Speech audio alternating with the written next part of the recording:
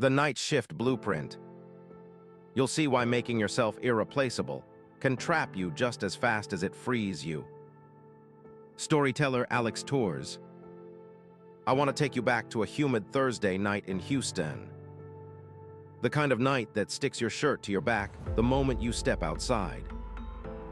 A 27-year-old kid named Mateo Ruiz is walking into biochemical plant for the graveyard shift.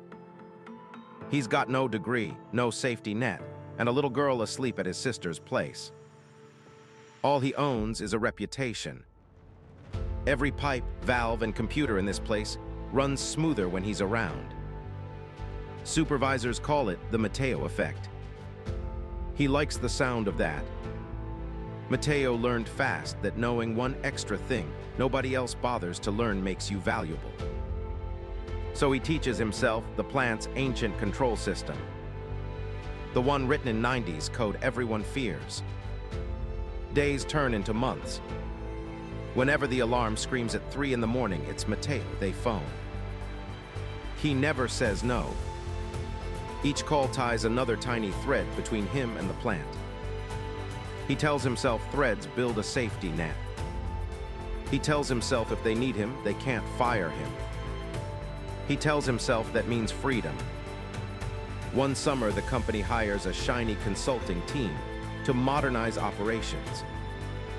They stroll in wearing polo shirts that still have creases from the store. They promise the bosses a dashboard that will do Mateo's job from a cubicle downtown. Mateo laughs with the welders over cheap coffee. He keeps laughing until the consultants ask for the control room key. He hands it over because the general manager smiles while he asks. That smile says we own you. It also says try proving it. For weeks the consultants poke wires and ask Mateo soft questions.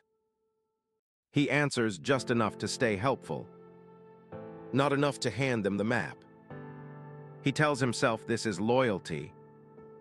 He tells himself loyalty is different from fear. He still jumps every time his phone buzzes. The plant needs him, sure, but he needs the plant right back. One August night, a cooling pump seizes. Alarms howl like wolves. The consultants stare at error messages that might as well be hieroglyphics. The night manager finds Mateo in the break room, pretending to read the paper. Mateo walks past him without a word. He restarts the pump in 12 minutes flat. Production never stops. In the parking lot at dawn, the manager offers him a $5 raise. Mateo wants to feel triumph. Instead, he feels the threads yanked tighter around his ribs. Months later, corporate sends a letter announcing voluntary redundancy for anyone who trains the new AI system. Translation: teach the machine, then we may let you leave with a check. Most techs leave at the cash. They teach the algorithm every shortcut. Mateo refuses. He believes dependence is armor. If no one can read the ancient code, except him, the machines can't take his life. He keeps showing up in his hard hat, collecting overtime. He keeps telling his little girl they will move to a better school district soon. He keeps telling himself soon. One Friday, the plant manager calls him into the glass office. Corporate is tired of negotiation, she says.